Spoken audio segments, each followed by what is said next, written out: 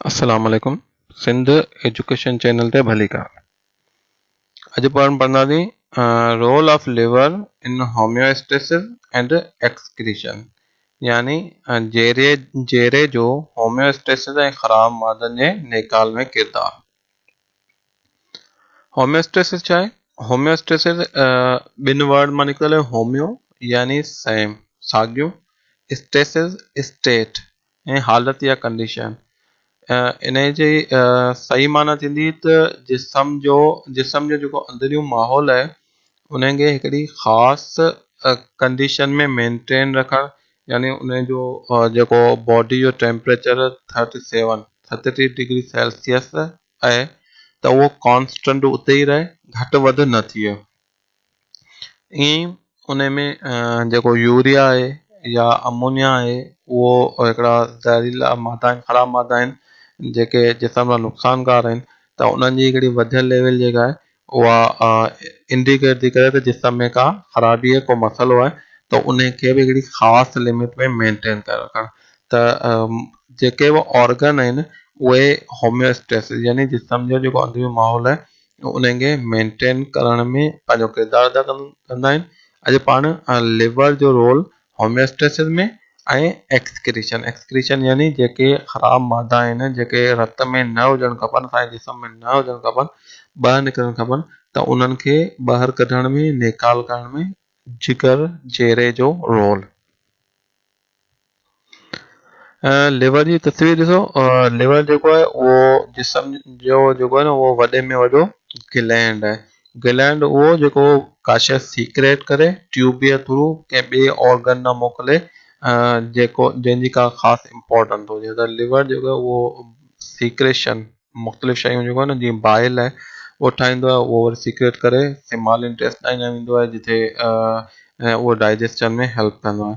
त लिवर जेको आहे उहो जिस्म जो वॾे में वॾो ग्लैंड आहे। हिन जा ॿ लोब हूंदा आहिनि, जेको राइट लोब आहे उहो वॾो आहे ऐं जेको लेफ्ट लोब आहे उहो नंढो आहे।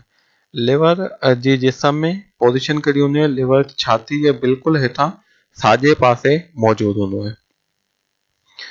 लिवर सां गॾु ही साए कलर में ॾिसी रहियो आहे, ही जेको आहे उहो गाल ब्लैडर, सिंधी में पाण हिनखे पितो चवंदा आहियूं। पिते जो कमु कहिड़ो हूंदो आहे?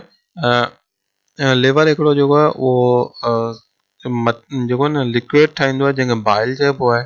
बाइल में मुख़्तलिफ़ जेको आहे न सब्सटेंस हूंदा आहिनि, उहो पिते में स्टोर थींदा आहिनि ऐं पिते खां थींदा थींदा उहे नंढे आंडे में वेंदा आहिनि जिथे हू डाइजेशन यानी हाज़मे में मदद ॾींदा आहिनि।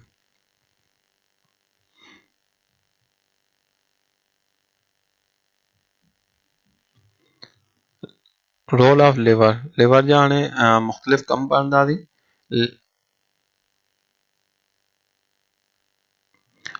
लिवर जेको आहे उहो largest gland of the body आहे।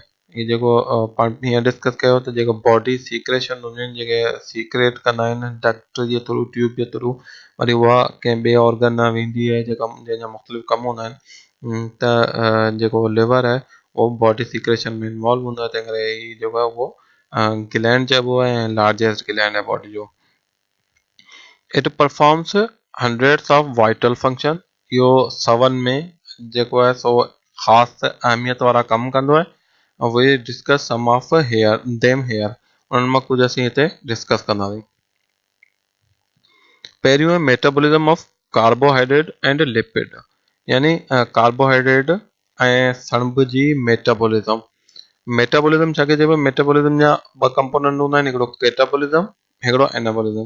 कैटाबॉलिज्म हूंदो आहे जेके वॾा मॉलिक्यूल हूंदा आहिनि, पॉलीसेकेराइड आहे या प्रोटीन आहे, उन्हनि जो नंढनि मॉलिक्यूल पॉलीसेकेराइड जो मोनोसेकेराइड में, ऐं जेके प्रोटीन आहिनि उन्हनि जो अमाइनो एसिड में। त इहो जेको कैटाबॉलिज्म यानी वॾनि मॉलिक्यूलनि जो नंढनि में टुटणु। ऐं ॿियो आहे एनाबॉलिज्म। एनाबॉलिज्म में छा ईंदो आहे? नंढा मॉलिक्यूल जीअं मोनोसेकेराइड आहे, मोनोसेकेराइड गॾिजी पॉलीसेकेराइड ठाहिनि, त इनखे एनाबॉलिज्म चइबो आहे, यानी नंढा मॉलिक्यूल गॾिजी वॾो हिकिड़ो मॉलिक्यूल पियो ठाहिनि। ईअं ई काफ़ी सारा अमाइनो एसिड गॾिजी हिकिड़ी प्रोटीन ठाहिनि, त इहा बि एनाबॉलिज्म, यानी नंढा मॉलिक्यूल गॾिजी हिकिड़ो वॾो मॉलिक्यूल ठाहिनि, त उहा एनाबॉलिज्म चइबी। ऐं मेटाबॉलिज्म छा आहे? मेटाबॉलिज्म जेको आहे उन प्रोसेस में नंढा मॉलिक्यूल वॾनि में टुटंदा आहिनि ऐं वॾा मॉलिक्यूल नंढनि में टुटंदा आहिनि ऐं नंढा मॉलिक्यूल गॾिजी हिकिड़ो वॾो मॉलिक्यूल ठाहींदा आहिनि। ऐं कहिड़ा कहिड़ा कम आहिनि हिन जा? It maintains blood glucose level. Liver छा कंदो आहे? रत में शुगर जी लेवल खे मेंटेन कंदो आहे। कीअं मेंटेन कंदो आहे? जेका बि इज़ाफ़ी शुगर खाधे खाइण खां पोइ रत में मौजूदु हूंदी आहे उहा ग्लाइकोजन जी फॉर्म में स्टोर थींदी आहे लिवर सेल जे अंदरि। ऐं जेॾी महिल वरी बुख लॻंदी आहे, रत मञा शुगर जी लेवल घटि थी वेंदी आहे, उन महिल उहा ई साॻी शुगर वरी रत में वापसि ईंदी आहे, लिवर सेल मञा वापसि रत में ईंदी आहे, रत में शुगर जी लेवल मेंटेन थींदी आहे। ॿी पॉइंट है, it remove the lipid from blood and stores in adipose tissue. जेके बि लिपिड आहिनि उहे रत मां जज़ब थी लिवर ॾांहुं वेंदा आहिनि। उन खां पोइ लिवर उन्हनि खे जेको आहे उहो गॾु करे वरी ट्राइग्लाइसराइड फॉर्म में या ट्राई एसाइल ग्लाइसरोल जी फॉर्म में एडिपोज टिश्यू, उहो टिश्यू जेको स्किन जे हेठां चमड़ी हेठां मौजूदु हूंदो आहे उन ॾांहुं मोकिलींदी आहे। उते उहा फैट जेका आहे उहा स्टोर थींदी आहे ऐं उहो जेका फ्री जेका सर्कुलेटरी जेका लिपिड हूंदी आहे ब्लड में उनखे उतां ट्रांसफर करे ॾींदो आहे उॾां। ऐं इहा फैट जेका आहे नॉर्मली स्टोर ई रहंदी आहे, पर जंहिं महिल 2-3 कलाक गुज़री वेंदा आहिनि, जंहिं महिल कार्बोहाइड्रेट जी बि खोट थी वेंदी आहे, उन खां पोइ इहा एडिपोज टिश्यू वारी फैट निकिरी कार्बोहाइड्रेट जे मुतबादिल तौर एनर्जी प्रोवाइड कंदी आहे, तवानाई प्रोवाइड कंदी आहे। It synthesise non essential amino acid plasma proteins like prothrombin, fibrinogen, globulin. ही छा थो करे? नॉन एसेंशियल जो मतिलबु इहो कोन्हे न गैर ज़रूरी अमाइनो एसिड। जिस्म में ॿिनि क़िस्मनि जा अमाइनो एसिड मौजूदु आहिनि, हिकिड़ा एसेंशियल, ॿिया नॉन एसेंशियल।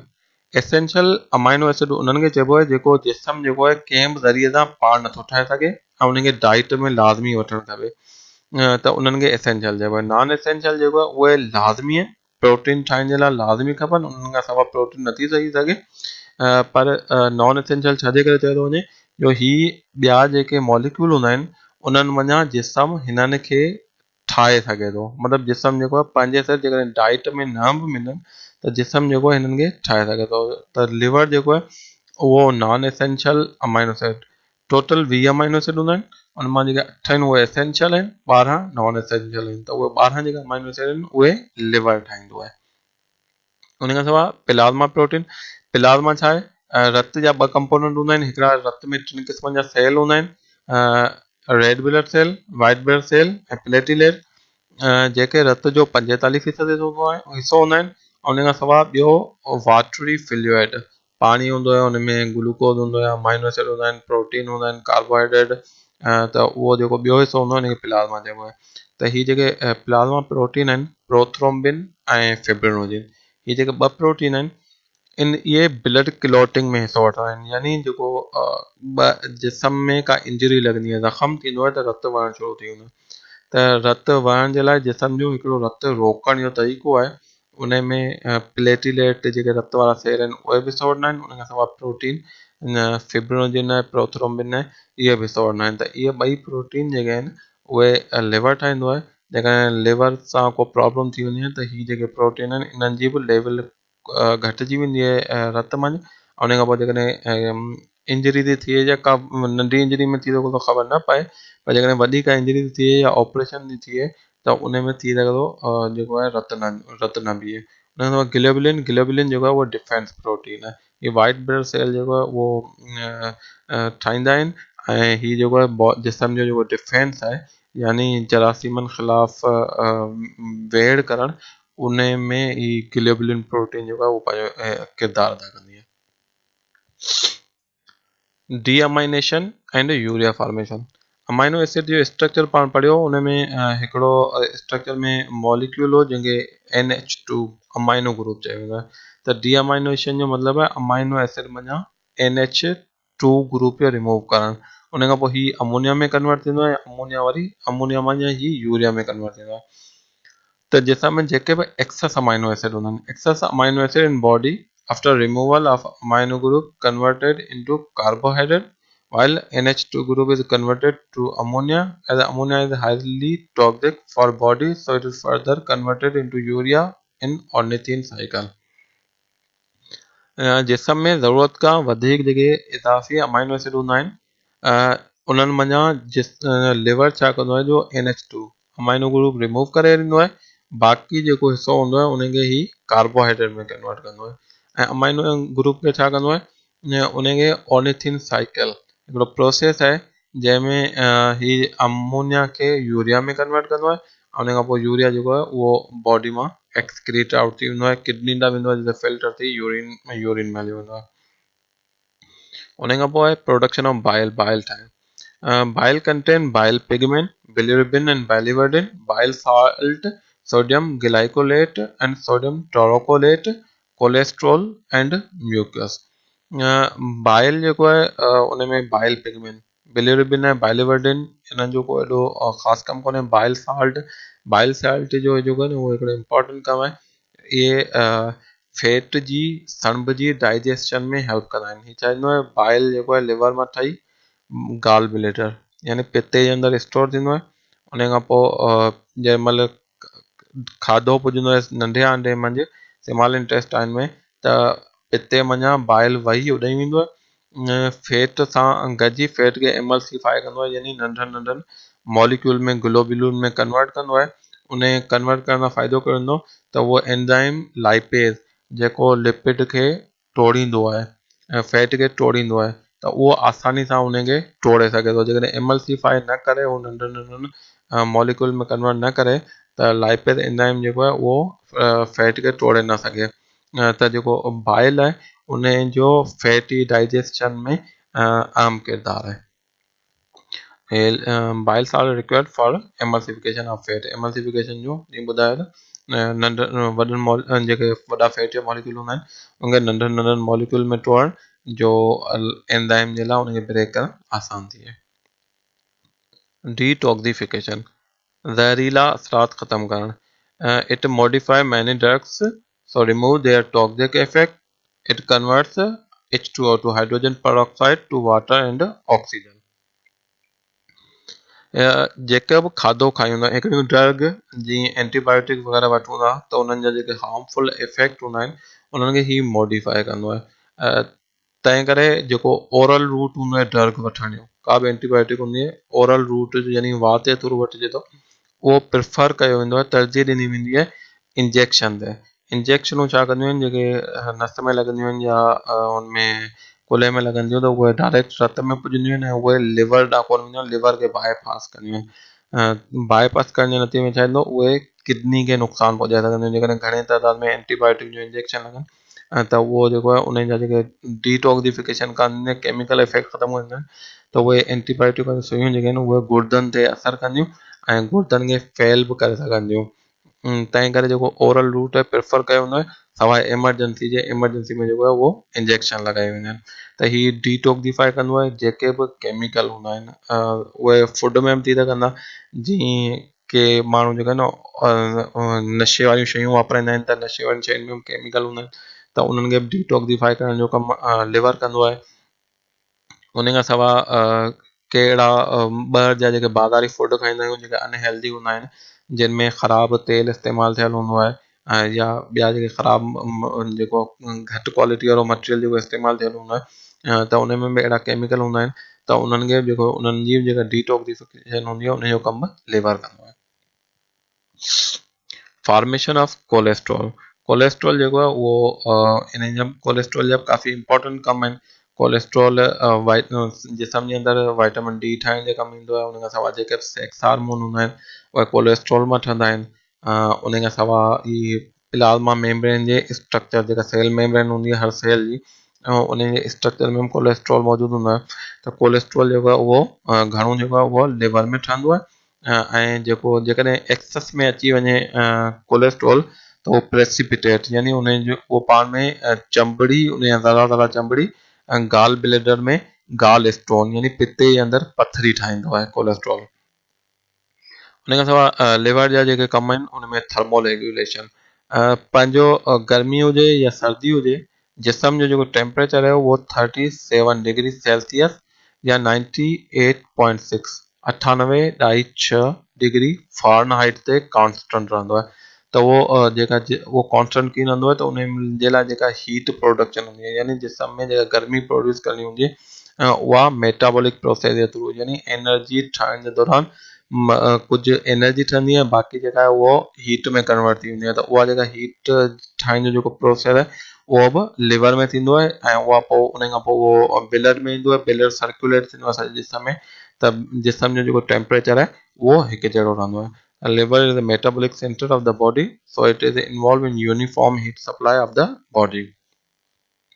उन खां सवाइ स्टोरेज ऑफ वाइटामिन, वाइटामिन खे ॿिनि हिस्सनि में विरायो वेंदो आहे, हिकिड़ा वाटर सॉल्युबल यानी पाणी में हल पज़ीर, ॿिया फैट सॉल्युबल या लिपिड सॉल्युबल यानी सणभ में हल पज़ीर। 4 vitamin A, D, E, K इहे जेके आहिनि उहे फैट सॉल्युबल हूंदा आहिनि या लिपिड सॉल्युबल हूंदा आहिनि, ऐं 2 विटामिन B ऐं C उहे जेके आहिनि वाटर सॉल्युबल हूंदा आहिनि, पाणी में हल पज़ीर हूंदा आहिनि। बी जूं वरी काफ़ी सारियूं टाइप्स आहिनि, B1 आहे, B2 आहे, B3 आहे, B5 आहे, B6 आहे, B7 आहे, B9 है, B11 है, B12 है।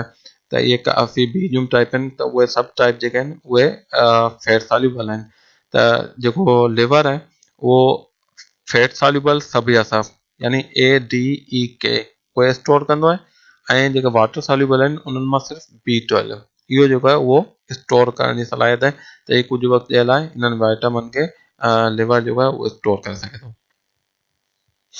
ही यूरिया साइकिल आहे। यूरिया साइकिल में जीअं तव्हां ॿुधायो हो त अमोनिया प्लस कार्बन डाइऑक्साइड पहिरें स्टेप में मिलनि पिया ऑर्निथीन था। इहो ऑर्निथीन जेको आहे उहो सिट्रुलिन में कन्वर्ट थिए पियो। इनमें अमोनिया वरी हिन स्टेप में अमोनिया हिकिड़ो ऐड थिए पियो, हिकिड़ो वाटर मॉलिक्यूल रिमूव पियो थिए, ऐं सिट्रुलिन जेको आहे उहो इन अमोनिया ऐड थियण सां वाटर मॉलिक्यूल रिमूव थियण सां अर्जिनिन में कन्वर्ट थी वियो। अर्जिनिन खां पोइ हिते वाटर मॉलिक्यूल ऐड थींदो ऐं हिकिड़ो यूरिया मॉलिक्यूल जेको आहे उहो रिमूव थींदो ऐं वापसि ऑर्निथीन में थी वेंदो। त ही साइक्लिक प्रोसेस आहे, यानी जेका हिन में साइक्लिक प्रोसेस में छा थींदो आहे, हिकिड़ो जेको राउंड हूंदो आहे, हिकिड़ो चक्कर हूंदो आहे जंहिंमें ही प्रोसेस ख़तमु कोन थींदो आहे, मुसलसल हलंदो पियो रहंदो आहे। जेका लास्ट हिन जी प्रोडक्ट हूंदी आहे उहा वरी ॿाहिरां को ईंदड़ मॉलिक्यूल हूंदो आहे उन सां गॾिजी वरी उहा रिपीट थींदी रहंदी आहे, उहा ख़तमु कोन थींदी आहे। त हिन में जिस्म में जेको आहे उहो यूरिया ठहंदो रहंदो आहे। यूरिया ठहण जो यूरिया छाजे लाइ ठहंदो आहे, इन करे जो अमोनिया जेको आहे उहो हिकिड़ो हाईली टॉक्सिक कंपाउंड आहे जेको सेल जे अंदरि जेकॾहिं डिपॉज़िट थिए त सेल खे जेको आहे उहो ख़तमु करे सघे थो, डेड करे सघे थो। त ही जेको आहे ही जेके प्रोसेस आहे हिन में ATP तक़रीबन हिन में हर स्टेप में ATP जेको आहे उहो इस्तेमालु थींदी आहे। एनर्जी इस्तेमालु थींदी आहे। एनर्जी असां वटि मैमल्स वटि जेका आहे उहा घणे क्वांटिटी में हूंदी आहे, एनर्जी असीं इस्तेमालु करे सघूं था, पर वाटर लूज़ कोन था करे सघूं जेको अमोनिया जी डिटॉक्सिफिकेशन लाइ खपे। त असां वटि एतिरो वाटर हूंदो कोन्हे को जेतिरो अमोनिया खे डिटॉक्सिफाई करण लाइ खपे। ऐं उन खां पोइ जेकॾहिं जिस्म जो सॼो वाटर असीं डिटॉक्सिफिकेशन लाइ कयूं था त असां जे लाइ पंहिंजे लाइ प्रॉब्लम थींदो, सेल जे अंदरि जेको आहे उहो एतिरो पाणी वञी बचंदो कोन। तंहिं करे पाण जेको आहे उहा एनर्जी स्पेंड करे एनर्जी खपाए अमोनिया खे जेको आहे उहो यूरिया में कन्वर्ट कंदा आहियूं। त ही यूरिया साइकिल जो प्रोसेस किथे थींदो आहे, ही बि लिवर सेल जे अंदरि लिवर जे अंदरि थींदो आहे। अल्लाह हाफ़िज़। वधीक वीडियोस ॾिसण जे लाइ सिंध एजुकेशन चैनल ज़रूरु सब्सक्राइब कंदा, महिरबानी।